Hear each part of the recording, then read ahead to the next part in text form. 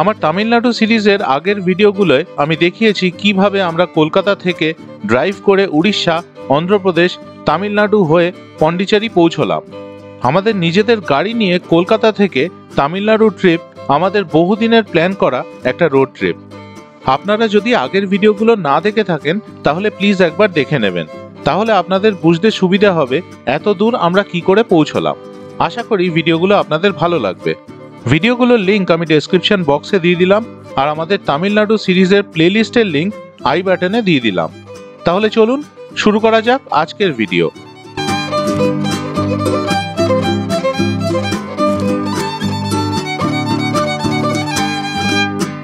Good morning. আজকে 12ই October আর আমরা এখন রয়েছি পন্ডিচেরিতে। আজকে আমরা এখান থেকে বেরিয়ে যাব। এবারে পন্ডিচেরি আমাদের ঘোরা হচ্ছে না, কিন্তু সকাল সকাল উঠে আমরা হোটেল থেকে চেক আউট করে চলে এসেছি সেরেনিটি বিচে, যেটা হোটেলের একদমই কাছে ছিল।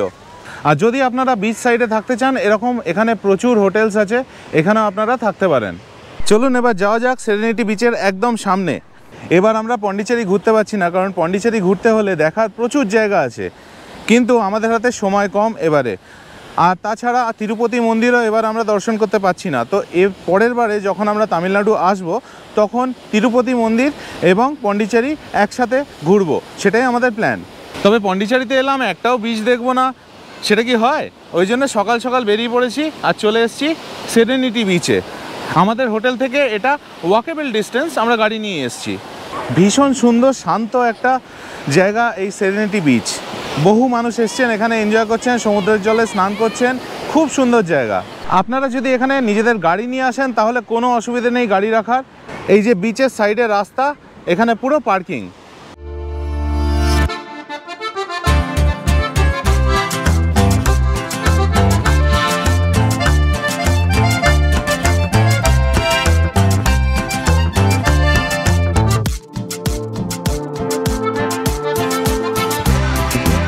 আমরা এখন পন্ডিচেরির ভেতরের রাস্তা দিয়ে যাচ্ছি, সেরেনিটি বিচ থেকে বেরোচ্ছি। আর এই ভেতরের রাস্তাগুলো দেখে আমার পুরো গোয়ার কথা মনে পড়ে যাচ্ছে।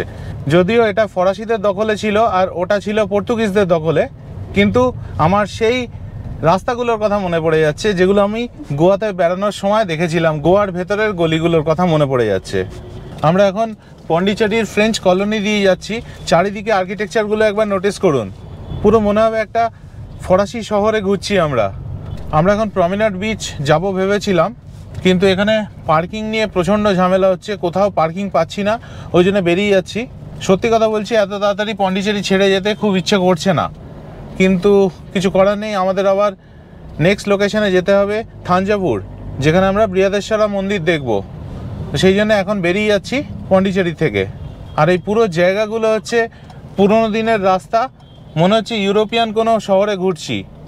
সরু সরু রাস্তা, ওয়েল প্ল্যান্ড রাস্তা, আর চারিদিকে ইউরোপিয়ান আর্কিটেকচারে ভর্তি। আমরা এখন এসে পৌঁছেছি পন্ডিচেরির সেক্রেড হার্ট ব্যাসিলিকাতে।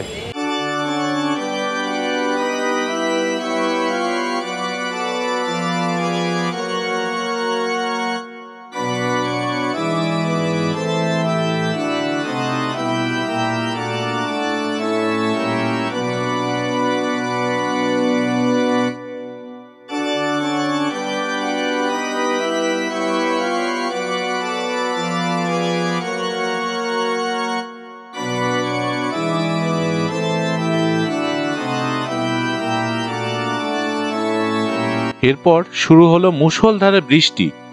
কোনো মতে গাড়িতে উঠে এগিয়ে গেলাম আমাদের গন্তব্যের দিকে। এখন বাজে দুপুর 12টা, আর আমরা এসে গেছি আজকে আমাদের ব্রেকফাস্টের জন্য। দুপুর 12টার সময় ব্রেকফাস্ট করছি, কিছু করার নেই। এতক্ষণ বৃষ্টিতে আটকে ছিলাম, তারপরে খুব একটা ভালো জায়গা পাচ্ছিলাম না। এখন একটা ভালো জায়গা পেয়েছি, ব্রেকফাস্ট করতে এসেছি। এটা আমরা নিয়েছি ভেজিটেবল চিজ স্যান্ডউইচ গুগল টিনটিনের জন্য, আমার জন্য চিকেন চিজ স্যান্ডউইচ। ভেতরে ঠেসে চিজ আর চিকেন দিয়েছে, আর দুর্দান্ত খেতে, অসাধারণ। আমার জন্য নিয়েছি পাইনাপেল জুস, এটা টিনটিনের অরেঞ্জ জুস। এটা হচ্ছে গুগলের চকলেট মিল্ক শেক, এর মধ্যে পুরো ঠেসে আইসক্রিম দিয়েছে। এখন ঘড়িতে বাজে 12টা 40। আমরা এবার রওনা হব। এখানে আমাদের ব্রেকফাস্ট হয়ে গেল। খাবারের কোয়ালিটি এবং টেস্ট অসাধারণ ছিল। আমাদের এখানে বিল হলো 695 রুপিস।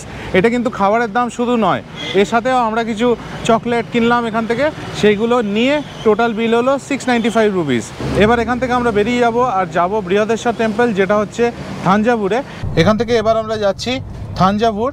এখান থেকে ডিস্টেন্স হচ্ছে 156 কিলোমিটার আর সময় লাগবে 3 ঘন্টা 8 মিনিটের মতো। আর এই জাস্ট আমরা পন্ডিচেরি বর্ডার ক্রস করে তামিলনাড়ুতে আরেকবার ঢুকে পড়লাম। এরপরে আমরা পুরোপুরি তামিলনাড়ুর মধ্যেই ড্রাইভ করব।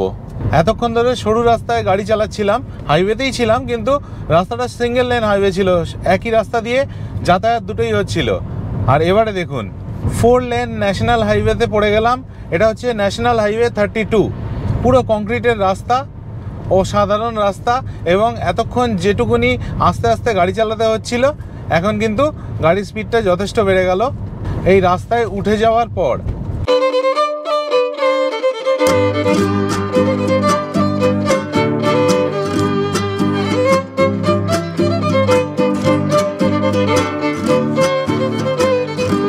এই রাস্তা দিয়ে গাড়ি চালাতে চালাতে আমার ঠিক কলেজের দিনগুলোর কথা মনে পড়ে যাচ্ছে, যখন সেই কম্পিউটারে রেসিং গেমসগুলো খেলতাম, মনের আনন্দে গাড়ি চালাতাম। আর এখন সত্যিকারের মনে হচ্ছে সেই রেসিং গেমগুলোর মধ্যে পার্টিসিপেট করছি। যদিও রেস করছি না, অবশ্যই রেস করবো না কোনো দিন, কিন্তু রাস্তার কন্ডিশন দেখে ওই গেমগুলোর কথা মনে পড়ে যাচ্ছে। আপনারা যারা গাড়ি চালাতে ভালোবাসেন তারা অবশ্যই নিজেদের গাড়ি নিয়ে এইখানে একবার আসবেন, অসাধারণ এনজয় করবেন। কিন্তু আপনাদের যদি কারোর মনে হয় যে কলকাতার থেকে এতটা গাড়ি নিয়ে আসবো, তাহলে আরেকটা উপায়ও আছে। চেন্নাই চলে আসুন ফ্লাইটে বা ট্রেনে, তারপর ওখান থেকে সেলফ ড্রাইভ নিয়ে নিন, কিন্তু এই জায়গায় একবার গাড়ি চালান, খুব এনজয় করবেন। আর এখন যে হাইওয়েটা দিয়ে আমরা যাচ্ছি, এটা স্পিড লিমিট হচ্ছে 80 কিলোমিটার পার আওয়ার। আর কিছুক্ষণ আগে ওপরে একটা ডিসপ্লে, ইলেকট্রনিক ডিসপ্লে ছিল, সেটাতে ম্যাক্সিমাম স্পিডটা দেখাচ্ছে 80 কিলোমিটার পার আওয়ার। আর আমার স্পিডটাও দেখিয়ে দিল, যেটা ছিল তখন 61 কিলোমিটার পার আওয়ার। খুব ভালো সিস্টেম এটা এখানে ইমপ্লিমেন্ট করে রেখেছে, একদম অ্যাকিউরেট রেজাল্টস দিচ্ছে। আমরা এখান দিয়ে এসে আরেকটা ন্যাশনাল হাইওয়ে কানেক্ট করছি। এই সার্ভিস লেন দিয়ে সোজা বেরিয়ে গিয়ে আমরা ন্যাশনাল হাইওয়ে 36 কানেক্ট করব। ওপর দিয়ে যে হাইওয়েটা যাচ্ছে ওটা হচ্ছে ন্যাশনাল হাইওয়ে 36। ন্যাশনাল হাইওয়ে 36-এ উঠে গেছি। দেখুন, আমরা থাঞ্জাভুর যাচ্ছিলাম, কিন্তু হঠাৎ রাস্তায় দেখলাম একটা বোর্ড যেখানে লেখা গঙ্গাইকোন্ডা চোলাপুরম। 6 কিলোমিটার ডাইভার্ট করে আমরা চলে এলাম এই জায়গাতে। আগে এখানে দেখে নেব, তারপর যাব থাঞ্জাভুর। আর এখানে কার পার্কিং নিল 50 টাকা, আর এখানে ঢোকার জন্য কোনো টিকিট লাগে না। চোলা সম্রাট রাজেন্দ্র ওয়ানের শাসনকালে গঙ্গাইকোন্ডা চোলাপুরম চোলা ডাইনেস্টির রাজধানী হয়ে ওঠে আর প্রায় 250 বছর ধরে রাজধানী থাকে। চোলা ডাইনেস্টির রাজেন্দ্র ওয়ান পালা ডাইনেস্টির ওপর বিজয়ের পর এই শহর প্রতিষ্ঠা করেছিলেন। এটি এখন একটি ছোট্ট গ্রাম।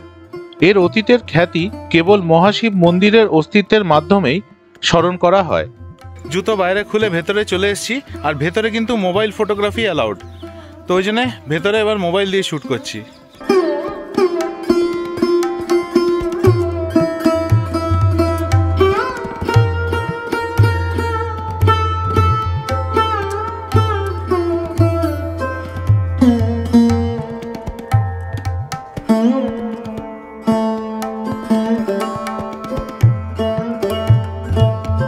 মন্দিরের গায়ে কি কারুকার্য সেটা একবার দেখুন।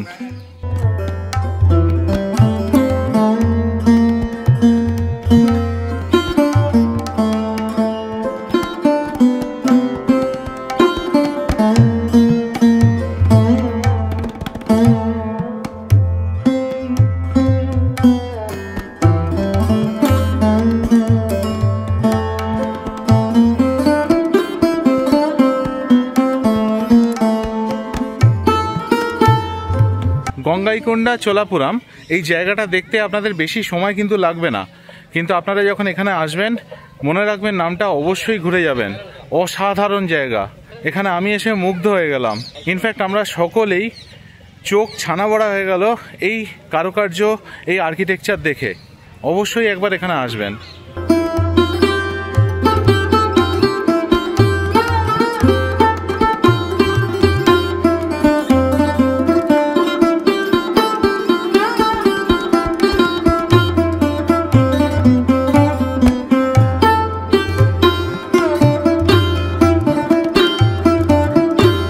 গাইকোন্ডা চোলাপুরম থেকে আমরা এখন বেরিয়ে পড়েছি। এখন যাচ্ছি থাঞ্জাভুর। এখান থেকে থাঞ্জাভুরের ডিস্টেন্স হচ্ছে 73 কিলোমিটার্স, আর যেতে ওই 1 ঘন্টা 25 মিনিটের মতো সময় লাগবে। হাইওয়ে অসাধারণ, কিন্তু একটা জিনিস যেটা অসাধারণ লাগছে না সেটা হচ্ছে মেঘটা। আমরা যেখানেই যাচ্ছি কাঠফাটা রোদে দেখে যেই গাড়িতে উঠছি ঝমঝমিয়ে বৃষ্টি শুরু হচ্ছে। রাস্তার ডান দিকে মেঘটা হয়েছে দেখুন, গাছের সারি, তার উপরে কালো মেঘ, কি অদ্ভুত লাগছে দেখুন। তামিলনাড়ুতে এসে কিন্তু মুগ্ধ হয়ে গেছি আমরা সকলে। আমার তো মাঝে মাঝে মনে হচ্ছে এত বছর দেরি করলাম কেন এখানে আসতে, খালি পাহাড়ে যেতাম, এখানে কেন এলাম না এতদিন। সত্যি অসাধারণ লাগছে। মানে পাহাড় সবসময় ভালো, আমার পাহাড় সবসময় প্রিয়, ওটা আলাদা, কিন্তু এই তামিলনাড়ু অসাধারণ। কি নেই এখানে, এই রকম সুন্দর সুন্দর মন্দির, এই রকম সমুদ্র সৈকত, ওফ অদ্ভুত। এবং যারা ড্রাইভ করতে ভালোবাসে আমার মতো লোকেদের জন্য, তাদের জন্য উপরি পাওনা হচ্ছে এই রকম সুন্দর রাস্তা। যে ন্যাশনাল হাইওয়ে দিয়ে আসছিলাম, ন্যাশনাল হাইওয়ে 81, সেটা থেকে আমরা নেমে এলাম। সেই রাস্তাটা সোজা চলে যাচ্ছে ত্রিচি, আর আমরা বাঁদিকে ঘুরে যাব টুয়ার্ডস থাঞ্জাভুর। থাঞ্জাভুরের বৃহদীশ্বর টেম্পল দেখে আবার আমরা বেরিয়ে এসে যাব ত্রিচি। এবার আপনাদের মনে প্রশ্ন আসতে পারে যে আমি ত্রিচিতে কেন চলে যাচ্ছি রাত্রে থাকতে, থাঞ্জাভুরে কেন থাকবো না। আমি যেটুকুনি রিসার্চ করেছি, থাঞ্জাভুরে খুব একটা ভালো হোটেল আমি আমার পছন্দের মতো পাচ্ছিলাম না। আর ত্রিচি যেহেতু বড় শহর, ওখানে ভালো ভালো হোটেল রয়েছে, ওই জন্য ওখানে আমি চলে যাব। আর এখান থেকে ডিস্টেন্সও খুব একটা বেশি নয়, 30 কিলোমিটারের মতো। তো ওই জন্য আজকে রাত্রে আমরা এখানে মন্দির দর্শন করে চলে যাব ত্রিচিতে, ওখানে গিয়ে নাইট স্টে করব। আমরা এখন কল্লিদাম নদী ক্রস করছি। এটা একটা বিশাল নদী যা দেখতে পাচ্ছি। ব্রিজটা প্রচুর লম্বা এবং খুব সুন্দর চারিদিকটা। বৃহদীশ্বর মন্দিরে আমরা চলে এলাম। প্রথমে এসে গাড়ি রাখলাম পার্কিংয়ে, ঠিক মন্দিরের উল্টো দিকেই পার্কিং ফি কত সেটা এখনও জানি না, গাড়ি নেওয়ার সময় পার্কিং ফিটা দিতে হবে। তারপর ভেতরে ঢুকলাম, ঢুকতেই বলল যে গোপ্রোর যে স্টিকটা আছে, মাউন্টটা, সেটাকে ব্যাগের মধ্যে রেখে দিতে হবে। গোপ্রো ইউজ করতে পারবো, কিন্তু মাউন্টটা ব্যাগের মধ্যে ঢুকিয়ে রাখলাম। এখানে ক্লোক রুমে আপনারা নিজেদের ব্যাগ রেখে দিতে পারেন। আমার যেহেতু ক্যামেরা আছে ব্যাগে, আমি সেটা নিয়ে যাচ্ছি, ব্যাগ আমি নিয়ে যেতে পারি, সেটা এখানে জিজ্ঞেস করলাম, ওরা তাই বললো। আর এখানে জুতোর র্যাকে জুতো রেখে আমরা যাচ্ছি। আমাদের 4টে পেয়ার অফ শুজ ছিল, তার জন্য নিল 20 টাকা। ওখানে হুক করা আছে, সেই হুকের মধ্যে নিজেরাই ব্যাগের মধ্যে জুতোগুলো পুরে টাঙিয়ে দিলাম, আর তারপরে টাকা দিয়ে টোকেন কেটে চলে এলাম।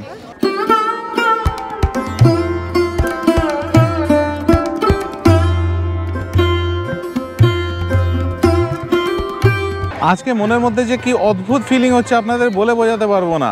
এত দিন ধরে যে মন্দিরগুলোর ব্যাপারে ইতিহাসের বইতে পড়েছি, সেগুলো আজকে নিজের চোখের সামনে দেখতে পাচ্ছি।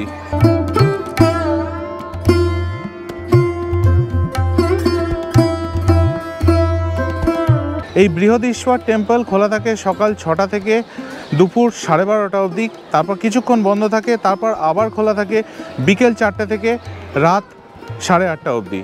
আমাদের কপালটা আজকে সত্যি খুব ভালো, কারণ একটু আগে মুষলধারে বৃষ্টি পড়ছিল, আর এখন দেখুন খটখটে নীল আকাশ বেরিয়ে পড়েছে, আর আমরা খুব সুন্দরভাবে এই মন্দির দর্শন করতে পারছি।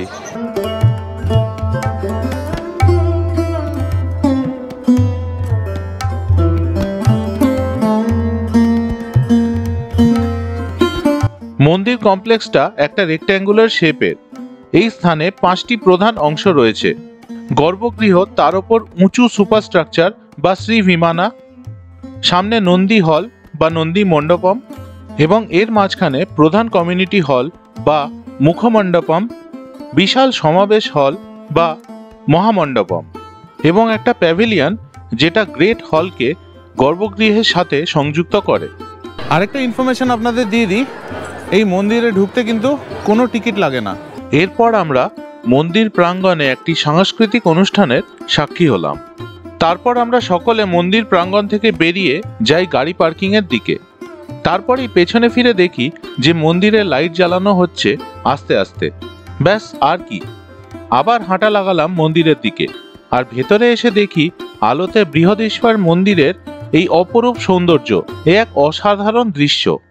আপনারা যখন এখানে আসবেন চেষ্টা করবেন আলো থাকতে থাকতে এখানে আসার, আর সন্ধ্যের পর এখান থেকে যাওয়ার। তাহলে আপনারা সকালে এবং রাতে দুটো সময়েরই মন্দিরের দৃশ্য দেখতে পাবেন। আর বিশ্বাস করুন, দুটোই দেখার মতো দৃশ্য।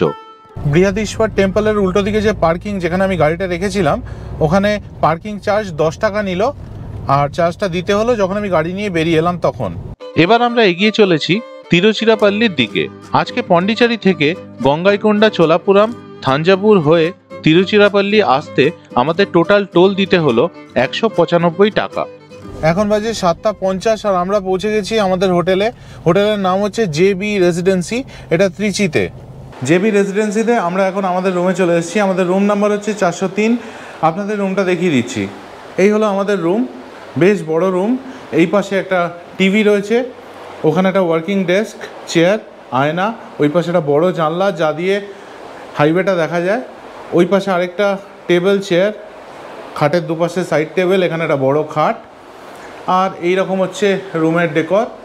ওপরে দুটো লাইট, পাখা, আর এখানে এসি রয়েছে।